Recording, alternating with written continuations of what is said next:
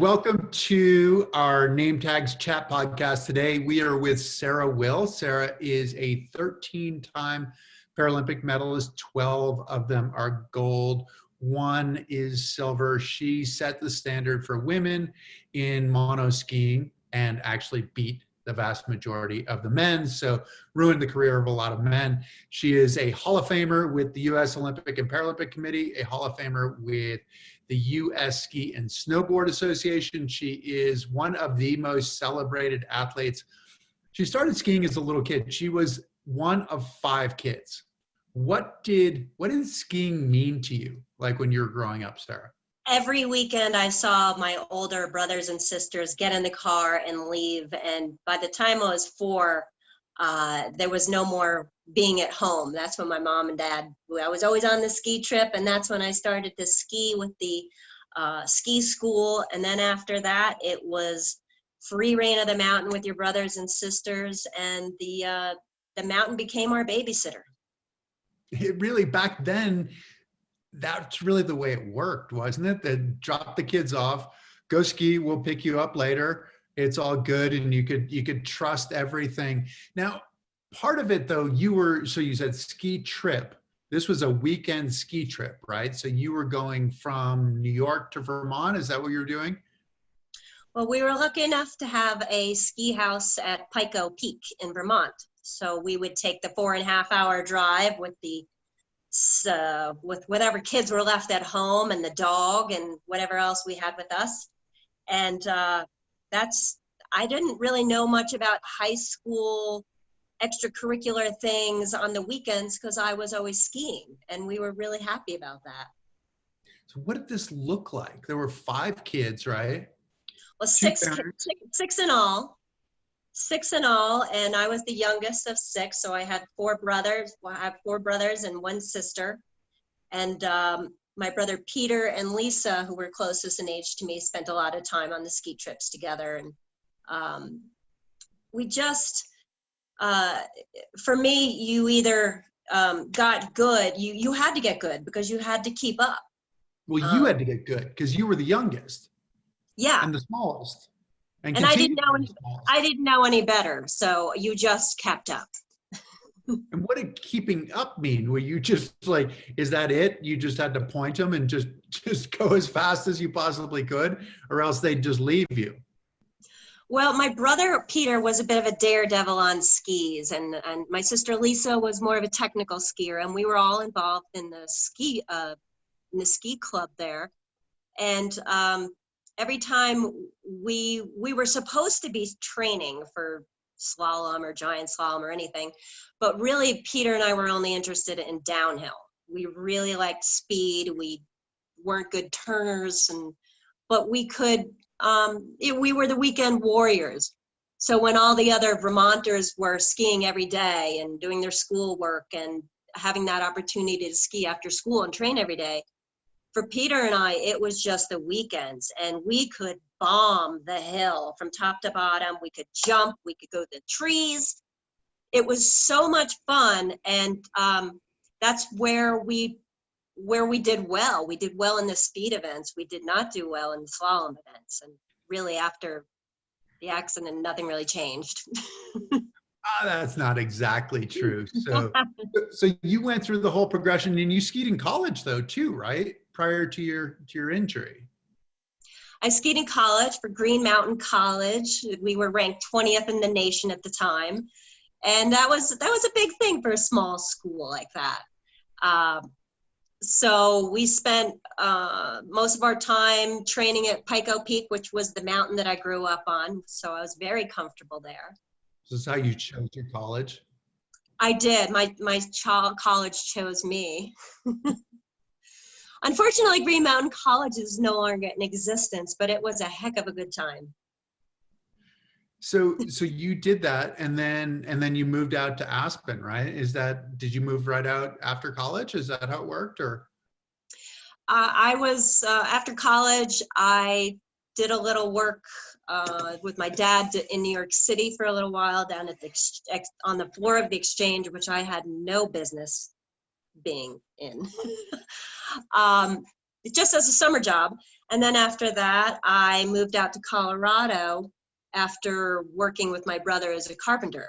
So when I arrived in Colorado in Aspen, I found the biggest, nicest house I could find with a roof on it and indoor plumbing, and decided that's where I was going to work and do my carpentry for the next however long it took to build that house. However long, so you just hired yourself? You just went to them and said, "Hey, I need to work on this," or what do you No, mean? I drove out and I looked around the construction sites to look at the biggest and the grandest house. These mansions are incredible, and you could spend months just putting on doorknobs, but it's all inside. And if you arrive in September, you don't want to be digging ditches or doing anything outside.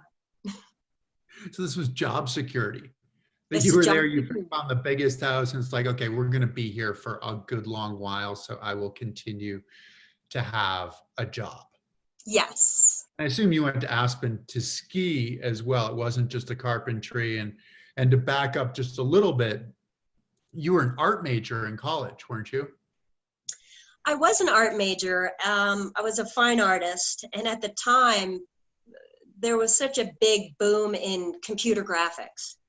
And I was really intimidated by the word computer in itself. So painting for me was, it helped me relax. But then when I got to college and there were deadlines and there were courses that you had to perform in, it wasn't the same anymore. It was, I was rushing my work and didn't really enjoy it. Plus, there was a lot of pressure to that word starving artist was very scary.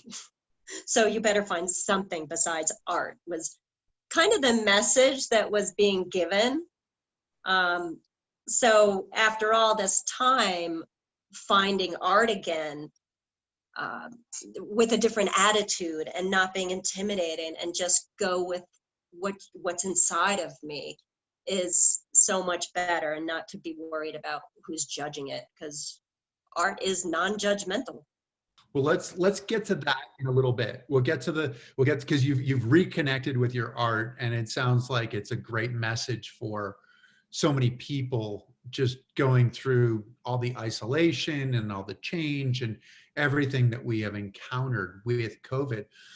But the skiing thing, so you didn't want to be a starting artist. So you picked up a hammer and you picked up your skis basically. And that's actually Sarah and I, the funny thing is we had very similar careers and had our accidents 5 days apart in 1988. So yours was the 15th of December of 88. Mine was the 20th of December in Massachusetts. So 2,000 miles effectively apart, but 5 days apart, which was interesting that we ended up with a pretty parallel career. And so you had an accident on the mountain, a skiing accident. Both of us had skiing accidents. And then you started skiing again that next year, right? That next winter. I did. I was actually in the hospital when my brother came to visit me, and he said, I don't know if it's okay to talk to you about this or not, but my brother Brian was scheduled to go on a ski trip to Winter Park in Colorado. So while I said, yeah, of course, please go. The skiing is still in my heart. It's just not something that I can really do. Enjoy.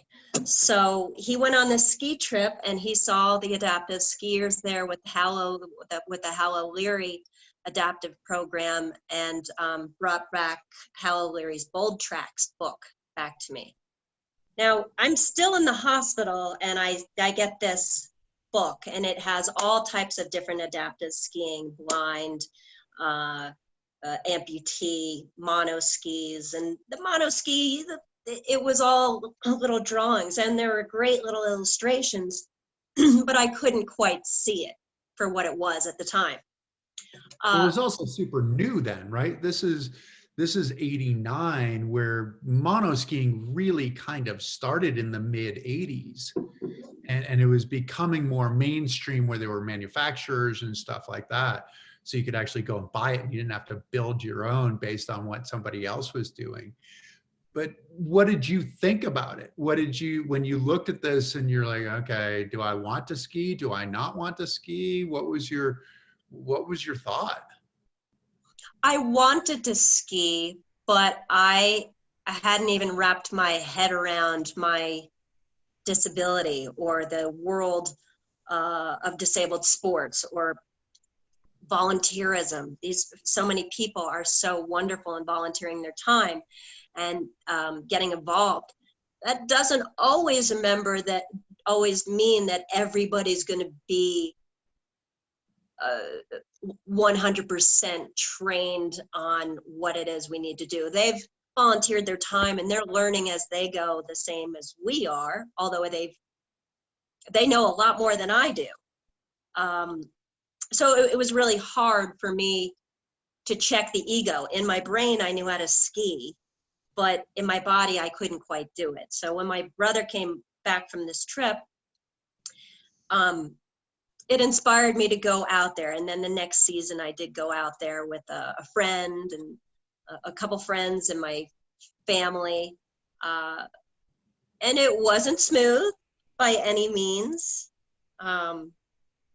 I think by the third day of getting slammed to the ground like a fly swatter, I really kind of broke, and I was crying, and I could hear my family in the other room questioning themselves whether it was a good idea to bring me out to Colorado. And I said, don't worry about it. It is a good idea. It's just I was really frustrated with falling. So I actually just asked for a couple of different folks to ski with me who just treated a ski as a ski versus a disability down to a ski. And that way I could visualize it better than trying to work around my disability versus working around my ski. You're trying to achieve the same thing. When you were lying there in the hospital bed and Brian brought back this book, I mean, there was a part of it, right, that you're still trying to figure out who you are, what you are. Is this wheelchair thing permanent? Am I, what's my life going to be? And could you envision that you could actually ski the way that you had skied before? Did you envision that it'd be the same sport? Interestingly enough, when I started, the week that I started, the World Championships were happening at Winter Park. So I was feeling quite inept. And then as my instructor was pushing me through the line and I was barely balancing, just as I was ready to get on the lift, there was another line there for the racers, a cut line. And I saw these two athletes come skiing down. They had to be going 70 miles an hour, just laying down an arc that the sun could just glisten off of. And one of these athletes was blind. Both tracks were perfect. And then they would signal to each other and they got in line and got on. And then two other folks came behind them. One guy came down in a monoski and just crashed so hard, flipped. And I just thought, this is in the actual race. No, they're just free skiing. They were just kind of warming up for the race and training there for the week. And all of a sudden, he crashed, he got up. The other guy gave him his outrigger. I mean, he went big. And as they came through the cut line and got on the chairlift, I just saw the backs of their jacket, and it said USA and Australia. And off they went. And it was like, I knew right away I could get good at this because I already knew how to ski. Well, that's a huge advantage, right? If you already know how to ski. So it was huge to see that, to see what it might be. Yeah. Yeah, to just at that point going, this is going to take some time. And as soon as I got back from that trip, I was working at the hospital where I did my rehab, the Burke Rehabilitation Center.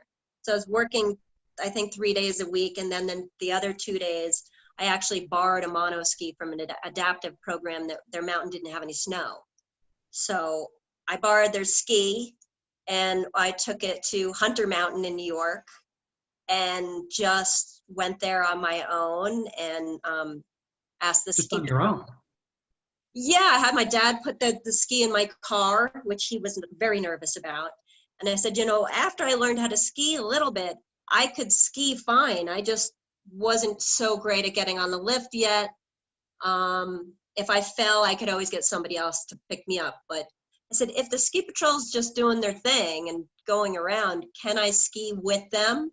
And that way, when they got to the bottom of the lift, I would just jump on with them and feel safe.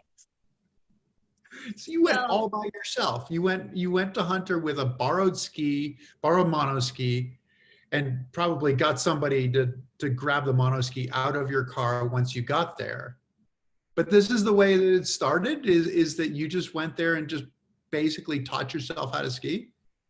Well, I started at a Scutney Mountain, and it was a wonderful program, and they had a little race program that people were just starting to get involved in.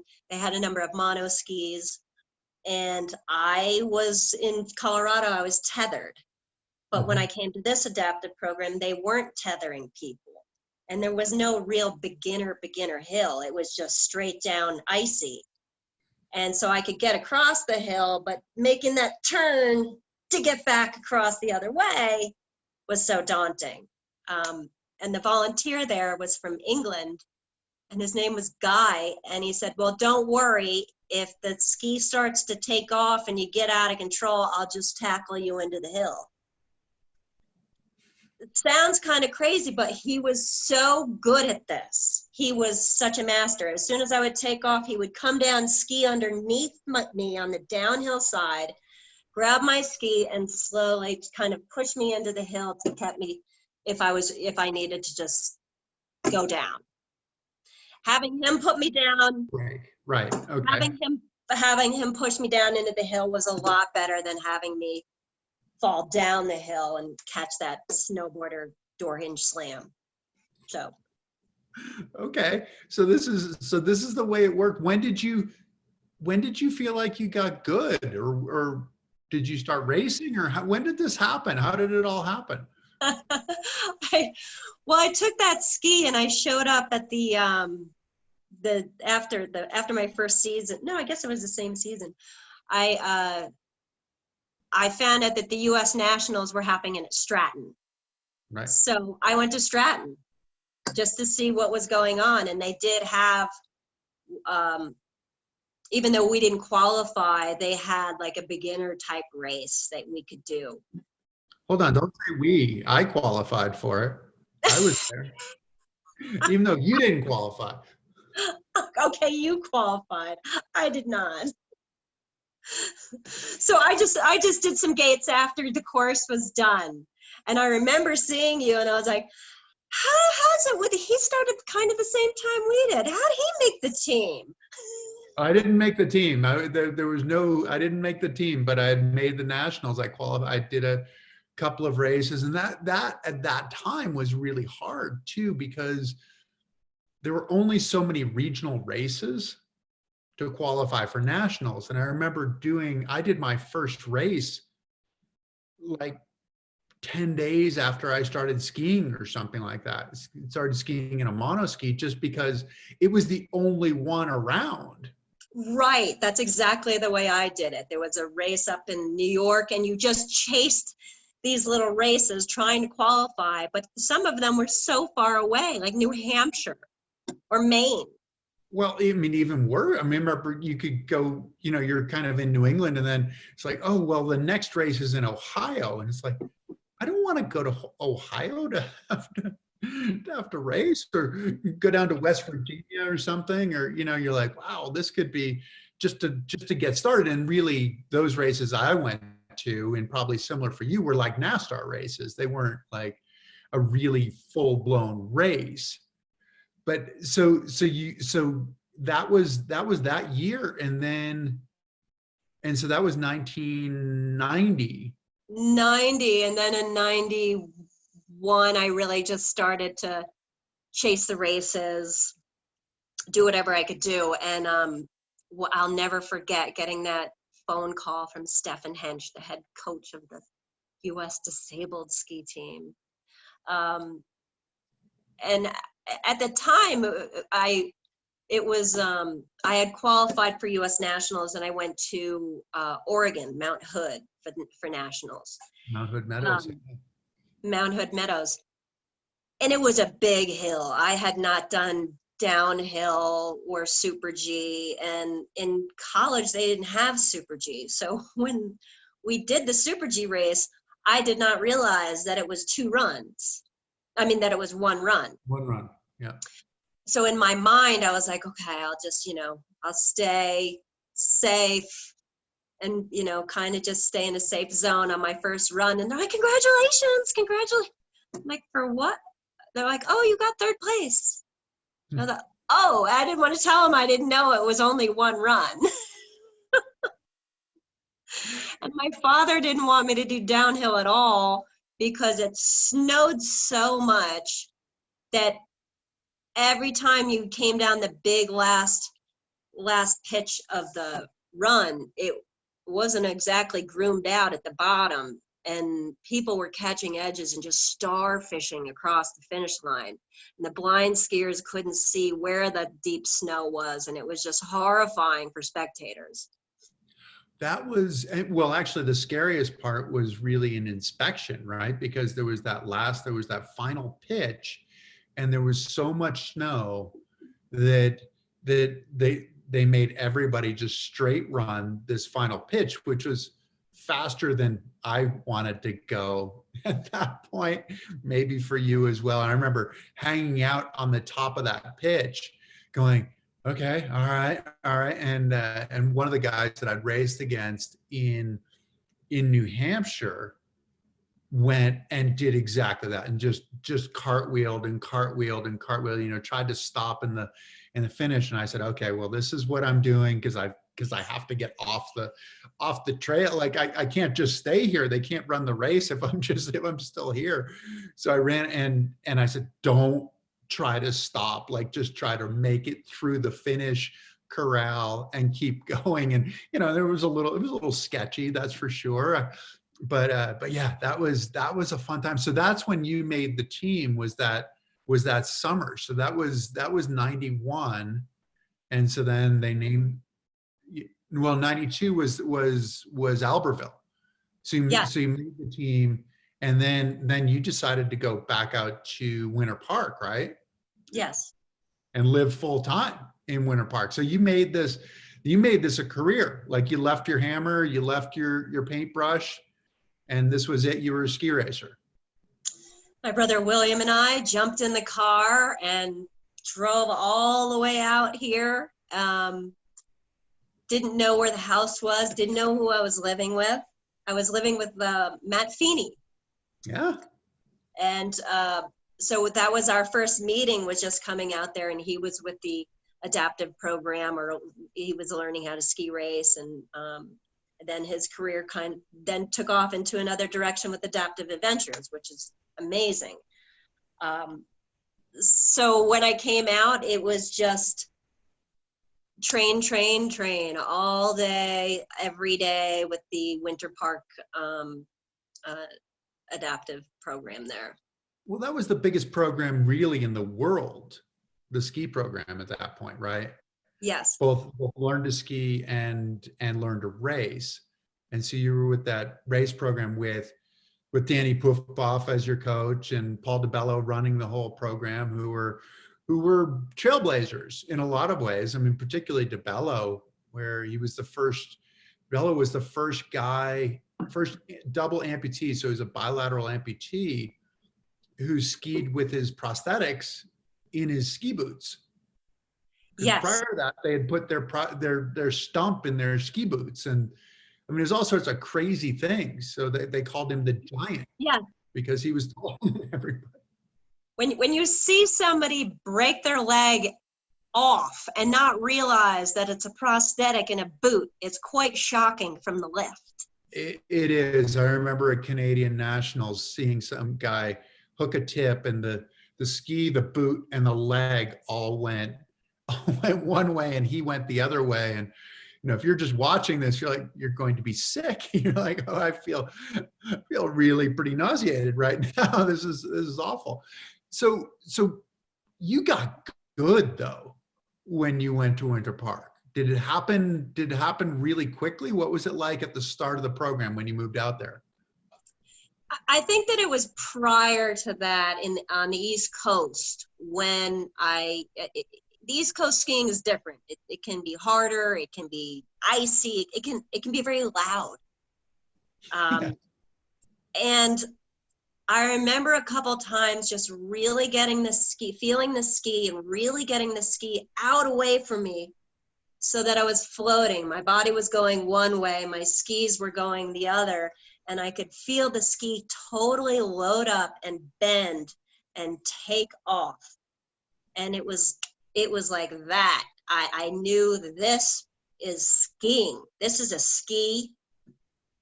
And I could also tell that the skis that I had my accident on were were way too stiff. Mm-hmm. And it was interesting to feel that prior to your accident, and then be on a mono ski and feel that bend in a ski and say to yourself, that's a nice ski. Like, there's no way I thought I could ever bend a ski again. Was that a relief once that happened, once you got that ski out away from you and engaged the ski and bent the ski and actually skied? You weren't doing these windshield wiper kind of direction changes. What did that feel like when you realized, wow, I can still do this? That was it. When you felt that I can do this. And I also immediately recognized it almost felt, it felt exactly the same as skiing on two if you did it right. If you did it wrong and you slid your tail and you slid too far and you felt like you were going to catch that edge and just really have a bad one. Mm-hmm. I was very conscious of that. So avoiding that.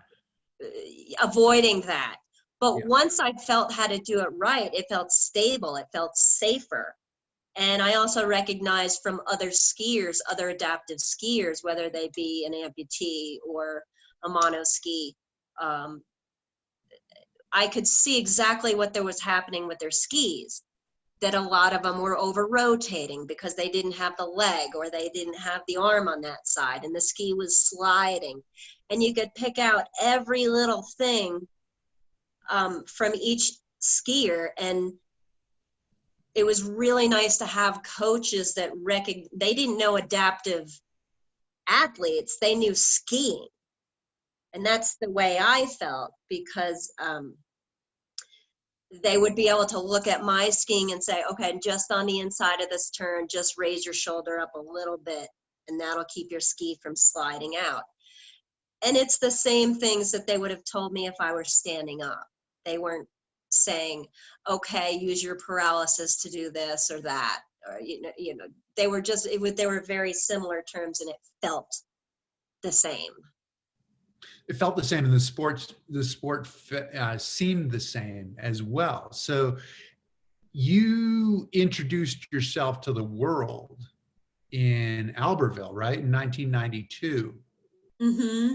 What did you do there? What kind of results did you get? Oh man, I think that I can still remember those days and how hard I trained. And I didn't have a hand cycle. I think I joined a local gym, but I would just push my wheelchair up this giant hill every day, trying to build my muscles up. And I was working with a certified rolfer by the name of Matt Spencer, who helped me really be in tune with my body and my muscles, because mentally, just the first couple of years of paralysis is difficult to even know how to deal with life. But I didn't see most of that, because I was so concentrated on the skiing thing at this point. Mm-hmm. That going to Albertville, I was so excited about it. But unfortunately, 2 days before I was supposed to go, I was coming back from a training course, and a spring breaker footballer kid in his football uniform came flying down the hill, and the back seat, poles flying, and he went through me like I was a paperclip. And I always thought if somebody hit me in the mono ski, they would really be hurt. But 35 pounds of metal, yeah. no, it was like I weighed nothing. The ski weighed nothing. Both outriggers were broken in half. They were metal. And then I tried to put my arm down, and I realized, oh my God, I have no shoulder. And I sustained a second degree shoulder separation.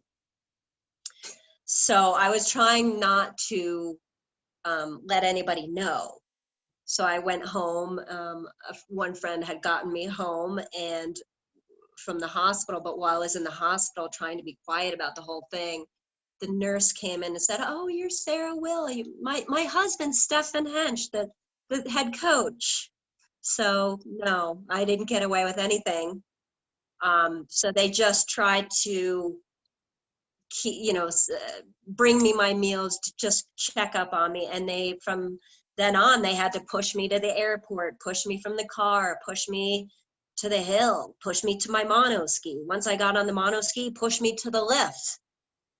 And then once I was skiing, as long as I wasn't turning too much, the adrenaline would kick in, and that's all I had.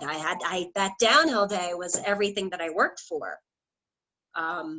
So the adrenaline was so high when I got into that start gate that I don't even know if there was any pain. But I went down, and it was an amazing run. It was nerve-wracking because my teammate had crashed in front of me, and the course holds and crashed. I mean, she really crashed. This is Shannon Blodell who went upside down, and I remember somebody saying to me at one point when Josh Dewick did his backflip, and they said, "Have you seen this? This is the first wheelchair back or first monoski backflip?" And I said, "No, that's the first intentional monoski backflip," because Shannon went and just caught and flipped and catapulted in the air. And in that nasty section where you came through, and there was that transition that was just all bumpy before the final shush, if you want to call it, right to the finish, the steep pitch going down into the finish. And so mentally, what's going through your mind then? I mean, you've hurt your shoulder. Shannon's gone down. I don't know if they airlifted her or not. I don't remember that.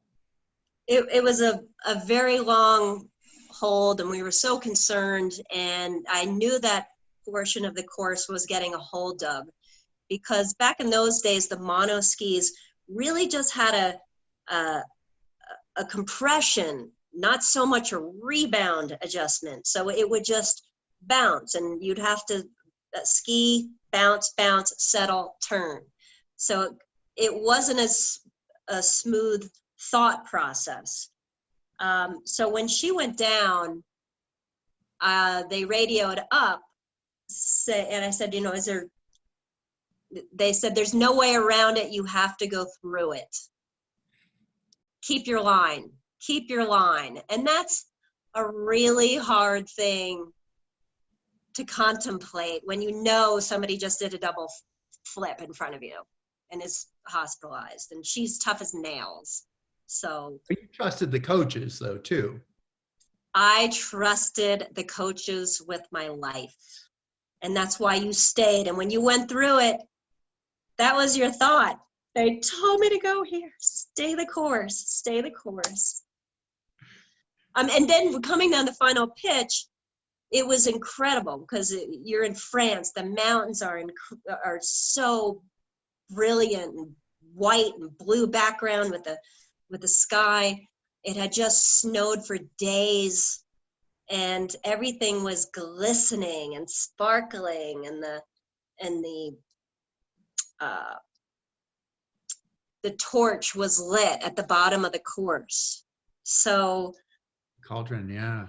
The Yeah. cauldron was lit. My father was down there. He couldn't be more excited. And the best thing about that race is they had the timing of how fast you went. It was 62 miles an hour was clocked. So you can see it, you can feel it. And when you're going that fast, you're trying to, your grip gets so tight, and in your mind you're saying stay loose. Because 62 in a monoski feels like 122. It really does. It feels really fast. Is that, so you've won 13 medals. Is that the race that sticks in your mind? Is that your favorite of your races, or is there something else that sticks out as like that was the race, that was what I was trying to do? It is. I think that I was so focused and so clear, and the rolfing work that I was doing really helped my body, that I couldn't have felt stronger or more limber as well, because a lot of athletes have a very difficult time with staying limber and trying to stay strong at the same time. But that race was everything you thought it was going to be when you put your arms through that U.S. team jacket for the first time. The feeling of representing your country with the USA ski team logo, the ski team logo, which was the same logo as you saw on your superstar ski racers when you were a kid. And to actually be in the same uniform as your Alpine counterpart was incredible. You were on the same team, which was really hard for me to wrap my head around. Especially when you would see Big Tommy Moe and AJ Kitt and all these guys, and the fact that they were on these downhill courses not even a week ago, winning a gold medal. Now you're skiing on that course. Right. You have a lot to live up to. So you really want to make your team proud, yourself proud, but also the ones that came before you in the Olympics. Yeah. Carry it on. So that's your pinnacle in a lot of ways, because then you went in Salt Lake and won all four races in Salt Lake, which you had been indisputably the number one woman for a lot of years, but had never been able to get to the finish line all four times in the Paralympics. What was that like? What was being in Salt Lake? Was that a goal for you to say, I want to win all four races? Yes. I so wanted to win all four races every time I raced, and it just, the ridiculousness of some of the things that happens, the nervousness in a race. I remember being in a race in Lillehammer, and I was so geared up to get that. I think it was the GS that I hadn't won. And when I went out of the start gate, I had my hands so gripped around the outriggers that I forgot there's a little string right on the outriggers that your hands should be on when you fire out of the gate. They should not be here. And when I went like this, my hands were not on the strings, and my outriggers did not come down to enable me to ski. And I had nothing, and I didn't even make it to the first gate. Really? You went out before the first gate? Really? I didn't remember that. Yes. So it was almost so ridiculous that you're like, I can't be crazy upset about this in the moment, because it's so ridiculous that only I know what happened. Nobody's going to understand that I made such a massive mistake at the biggest race in my life. That you almost chuckle to yourself, like, that was ridiculous. So I just got up and I continued the course. And I think on the second run, I tried to go so fast, I ended up breaking my ski in half and hitting something that it didn't matter. So I forgot what your question was. I got sidetracked. No, that's all well and good.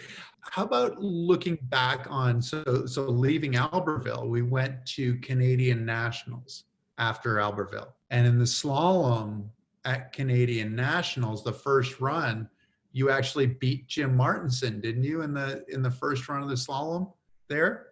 Well, this is a tough one because at the time I had beaten every male on the circuit except for David Kiley and Jim Martinson.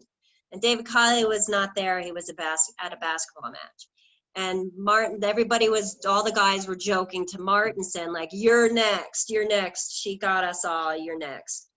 And he jokingly said, the day you beat me, I will buy you a new Corvette. And everybody heard it. And I was ha, ha, ha. Well, I did beat him on one run, and that was enough. And everybody got on his case, and I thought that I would feel all glorious and, ooh, yay. No, it didn't work out that way. He had his son with him, and he just got beaten by the smallest girl on the whole circuit. And I couldn't even hold my head high. I was just in shame when I would see him in the hall. You were in shame. Did you ever get your Corvette? I did not get the keys to my Corvette. No, I did not. But wow. I did what I wanted to do, I suppose.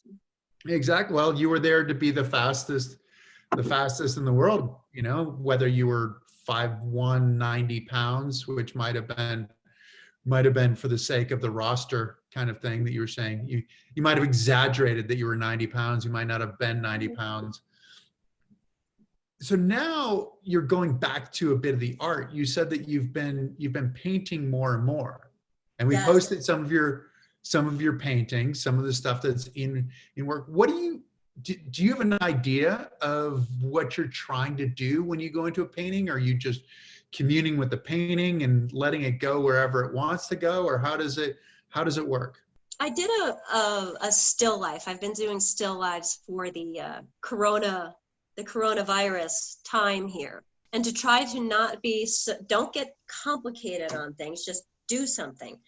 And I have a box full of frames in the garage, some that I got at garage sales for $1, or some that are repurposed.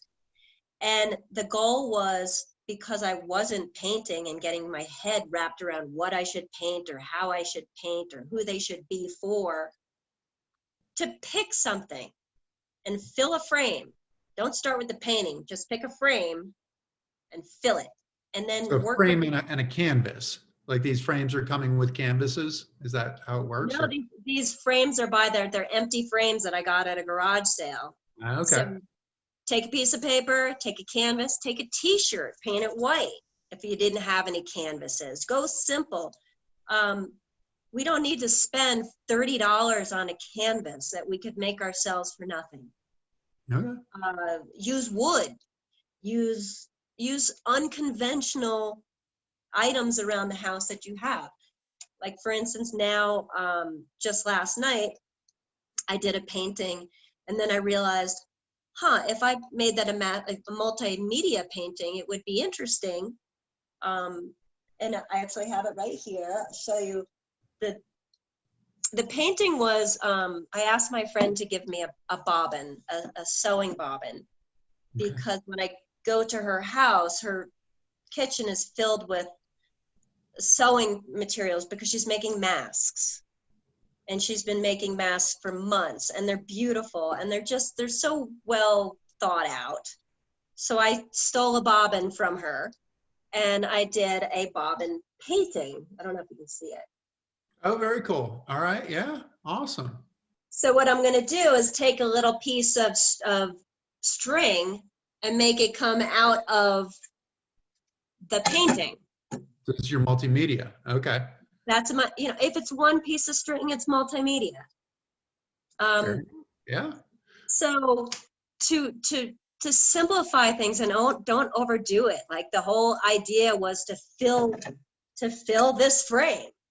This was in the garage for 10 years. Why not put something in it?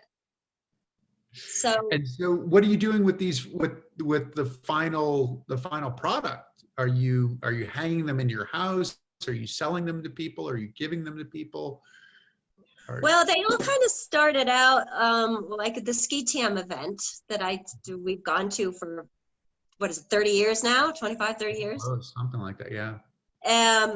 I started off doing an auction item for them, and I started doing trees, black and white trees.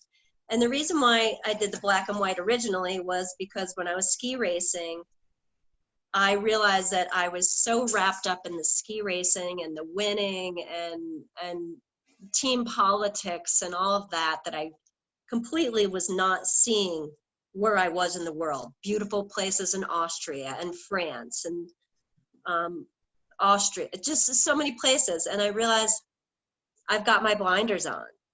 So why not bring some paints and try to paint what's around me, or at least get my head out of get that out and see what's around you. So I didn't want to bring the whole set of paint, so I just brought a tube of black and white, so that everything came out as a black and white painting now. Because you're carrying enough heavy stuff as it is with a mono ski and 10 pairs of skis or whatever it was at that point, and just it took like a full day to get your car loaded just to go to the airport to go to Europe or something. So what's this do for you? What is painting doing for you now? Why reconnecting with painting? How is it changing your outlook? Over the last, I'd say like 10 years ago, I went through a very difficult time, lost my father, a number of just life things. And I didn't realize that I had such high anxiety about some of the situations that I was in, that I was having panic attacks and I didn't know what they were. My appetite would be so affected that I wasn't able to eat. And then it caused me to lose so much weight that I was hospitalized. And I did not realize that being an athlete all my life, that something that could hurt my stomach so bad and give me so much pain in my gut could be completely in my head, could be completely a mental issue. And when I was hospitalized for the third time, and I spoke to this nurse at 3 o'clock in the morning, and she asked me, so what's going on in your home life? And I started to talk to her about it. And the pain went away immediately after talking to her for 20 minutes. And anything that they would have given me or tried to give me wouldn't have helped. And that's when I realized I need therapy. I need mental therapy. So learning how to deal with mental therapy, and rather than just going there and spewing out your life, to actually interview them. What are their interests? What are my interests? Do we connect on certain issues before opening up? But during that time, I found that painting calmed me because I couldn't think about something else. Whether it was pain, like if I have pain from just being in a wheelchair all day in your back, if I paint, get myself in a comfortable position, still hurts. Then I didn't think about it at all. And it didn't influence my day in such a negative reminder that, yes, I am a paraplegic. And yes, it's going to be something to deal with. But there are ways to help that, whether that be painting or yoga. And so the painting thing now is I care less, which is helping me more. which is so funny, because you said that when you first started mono skiing, that you got your father to put your ski in the car, put your mono ski in the car, you drove to Hunter, got somebody to help you out, went and skied, and knew that somebody would come and pick you up. which for a lot of people, that sounds like a really hard ordeal.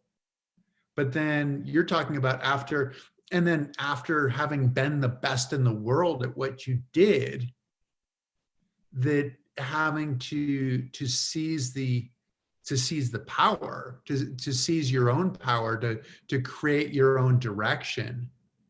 That sounds like that was far more challenging for you. And was it an incremental process, or how did you come to this? I mean, you had that moment with the nurse in the hospital, but seizing that control and being responsible for your health. How did you make that happen? I didn't realize that gaining control of my mental health was going to be as difficult as it was. And the reality was, you have to do some work.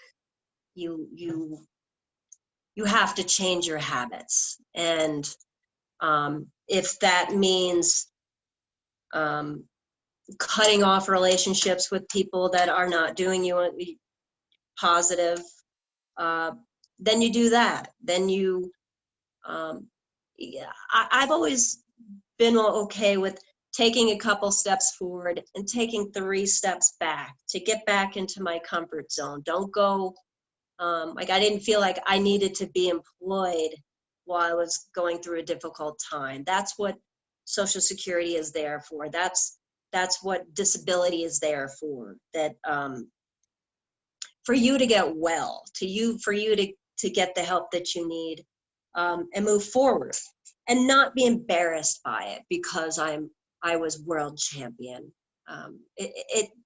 None of those titles really mean anything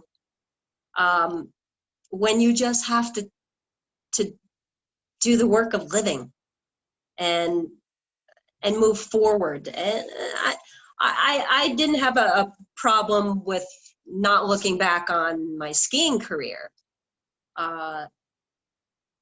But I think there was a lot of influence from other people. Why don't you, for me to stay in the business of being in the media, or being skiing, or being in some kind of a leadership role. And I don't always want to do that. And that's okay. It's okay to have down. It's okay to take as much time as you need to recover, to move on with some kind of a goal in mind, and track what helps you, and give yourself a break every once in a while. You don't have to be on top of the world. It's just making your breakfast is good enough. But that can be a challenge, can it? I mean, having been on top of the world and sort of, did you expect that from yourself in whatever else you were going to do? Or is it something that you felt pressure from other people to, hey, Sarah, you did this, you were so great at that, I can only imagine what you're going to do next? Was it from you, or was it from them, or was it a combination of the two, or how did it work? I think after Salt Lake, I was fortunate enough to win 4 gold medals and be happy with that. But it was incredibly hard. I had a very difficult time going into those races. I had lost a nephew, Timothy, in a snowboarding accident in Vermont the year before the games. Mhm. So going fast on snow and losing a couple friends to ski accidents was not motivating to go for speed. And knowing that I was having those difficulties, I made sure that I posted the course on my mirror and my kitchen, on my refrigerator. It was posted everywhere.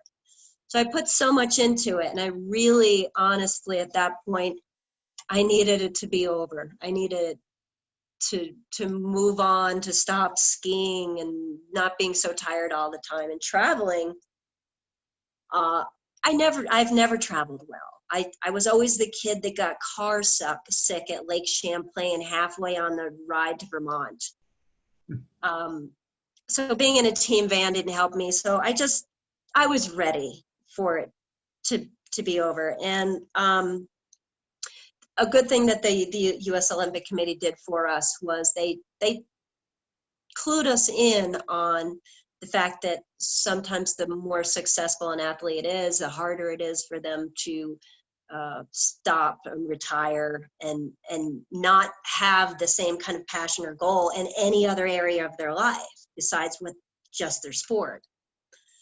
So I was semi-prepared for that. I worked hard, I knew it. So when I retired, I said to myself, I don't want to do anything. So that I was prepared when people say, what are you doing now? Nothing. I'm doing nothing. And that was a really safe response as long as I wrapped my head around it first. There was no way that anybody could infiltrate me with those types of pressures of what you should do now. Do you have that same kind of passion now that you had for your sport? Do you want to have that same kind of passion for something else, or how does that work? Because I mean, for me, retiring was the hardest thing that I've done. I mean, it just, in terms of identity, it was much more difficult to retire because I became the guy in the wheelchair, which I hadn't really become after I left the hospital, after I'd become the guy in the wheelchair.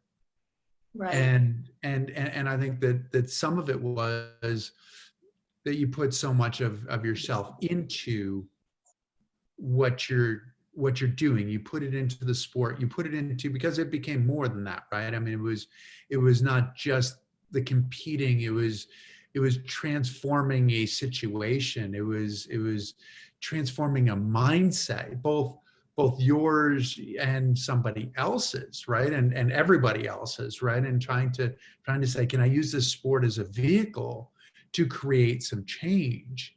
And so then sometimes it feels like, you put your full self into it, and it's easy to feel like you're not getting back what you thought you might get, or what you think you might deserve. That it's like, oh, well, you go and you compete in your sport, and then there's the happily ever after part. And it's like, no, you finish, and it's like, okay, now you start again. And you're like, oh, really? So do you want to, do you feel passionate the way that you did for your sport? And do you want to, if you don't? There's a new passion, and it feels like being in the downhill start for the first time again. And that is advocacy. After I retired, it's one thing when the whole town is looking at you like, oh, there's our Paralympian and our happy little ski racer.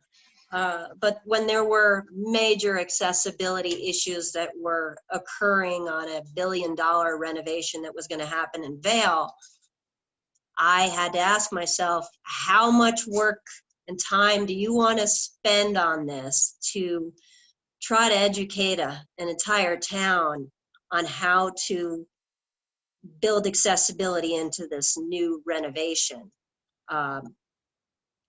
And in my mind, knowing that they're like, oh, there's your happy little ski racer, let's just listen to her and hope that she goes away. Well, I didn't realize how hard it was going to be to keep going back, to keep educating, to if the cobblestones weren't working, that they were going to be laying down, then align yourself with the delivery truck drivers who hate them just as much. And you make it about the delivery truck drivers spending more time because they have to keep fixing their packages on the cobblestones, which cost more money. So you make things about money and not about, let's do it for the good of the cause. Yeah, then people start to listen. And when they don't, oh, when it gets taken to a whole new level where they yesed you to death and hoped you gave, you worked so hard, then it's time to petition. Then it's time to stand up and really admire and respect the people that came before us, like Justin Dart and Ginsburg, all these folks that laid down the curb cut for me so I didn't get stuck in the street. And we're talking about modern day society still not wrapping their heads around what's accessible, and the more accessible you make it, the longer people stay, the more money you make. It seems like such a simple thing. So me making that transition from ski racer to professional advocate to consulting on issues that there are going to be people on your side and people who are not on your side. You just have to educate them in the best way possible, and hope that they can make the right decisions for themselves. Do you approach, and we'll get you out of here soon, do you approach this as a, strategically, do you approach it the same way that you kind of approached your sport, approached skiing, in that, like you're talking about creating these allegiances with the delivery guys and trying to find different ways to approach the problem or to reach an end? Is it similar? Is it similar strategically? For me, it is, because I don't feel like I think like other people, and for a lifetime that's held me back because I'm highly dyslexic and ADD. And once I get nervous, the lines get crossed and it's really hard for me to communicate. So I get intimidated, versus in the ski world, everything was comfortable. Now I have to write letters. I have to speak to people. These are not things that I'm good at. But I can't keep on telling myself I'm not good at them. I have to just write a letter and reread it and rewrite it 100 times and listen to it, and then decide if it's good enough and have the confidence to do that and say what you need to say. So my new passion is lift operator safety training for ski areas. And when you're talking about changing policy and procedure and major ski areas, plus the ANSI standards, the safety standards for all of the United States, you want to come across as clearly as possible. And I think that in this day and age, we can do so much more with lift operator safety through the use of video, through the use of training tools that lift operators would be able to get online, check it off. They've been trained, they've been paid if they get paid. And it's as simple as that. But we can't expect lift operators to know what to do with an adaptive skier if they've never even seen one. And asking them to do that is it's, first of all, it's discriminatory. If they're training lift operators and not training them how to accommodate guests with disabilities, it's clearly discriminatory, it's dangerous, and somebody is going to lose their lives. And unfortunately, a gentleman did lose his life 2 days after I wrote one of these letters. And that motivated me to say, never again stand down to the obvious changes that need to be made. It's not just me, there are other people. Go out there and find them and get what you need to do to make it happen. But you also, you talk about how difficult it is writing the letters, doing the communication, speaking to people about their expertise, right? It's like you're coming into their arena and they're saying to you, you don't know what you're talking about. But you also have have a talent in some ways too, right? I mean, the spatial part, you're an artist, right? So you're seeing the spatial part of how things work and how things fit together, but also being a skier, you understand the movement part, right? The movement and how people move through that space, how things fit and how people move through that space. And so, I mean, looking at that talent in a lot of ways, that specificity, is there something that you can look and feel more armored and feel like, hey, to a certain extent, yes, I understand exactly what you're doing, but I can help you here. I can help you with something that you're not going to see. Is there a change? Is there a shift that's happening? There is, and it feels just kind of like skiing. Like now I've taken my 3 steps back when I'm downhill training. You know, I'm not going to just go for it on the first run. I'm going to take my 3 steps back and work up to it.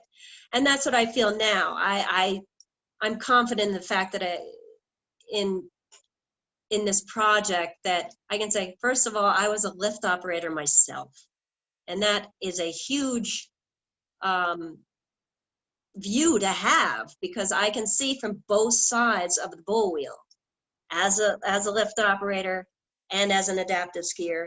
And I can tell you their job is not that hard. In the 80s, it was a little harder, I think, because you had a fixed grip chair and you had to just keep it going. There was no slowing the chair down. If somebody came out, you were either going to push them to the ground, push them out of the way, sit them down in the chair. But the idea was you took command of your lift. And that's what is not happening, because nobody's told them. It's not the lift operator's fault that they're bored to death. If you told them all of the things that they should be looking for, they could be busy all day. Don't have a rake in your hand when you're trying to help an adaptive skier. That's a cartoon, for crying out loud. But if we have to put these in cartoon form to make our ski areas safe, because this is it's not an amusement ride. It's a lift that people and children are on, and you don't know where they go once they leave your station. And we want to give lift operators the tool to know what chair a person's on, where they are on the mountain, is it high enough or low enough to evac from, and where in the communication in getting them off this lift safely. I've been traumatized by it myself and hung from the lift, and every one of my mono skier friends have had basically the same experience, and that should not be normal. That should not be, oh, that's just adaptive skiing. No, we need communication. Awesome. Well, we look forward to the communication that you are going to spread throughout the ski community now. Sarah, thank you so much for joining us. I mean, we've gone from skiing to art to advocacy. You have a ton of stuff going on. It's great to hear how you are bringing your vision to so many different things in this world and making a difference that way. So thank you for joining us, and yeah, keep doing what you're doing. Well, thank you so much for having me. It was a pleasure. One Revolution. Good luck to you. And I guess I'll see you out there on the slopes, I hope someday.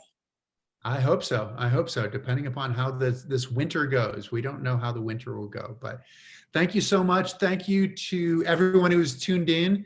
If you only were able to catch a little bit of this and want to see the whole thing, you can go to the One Revolution page on Facebook. This will be housed on the One Revolution page.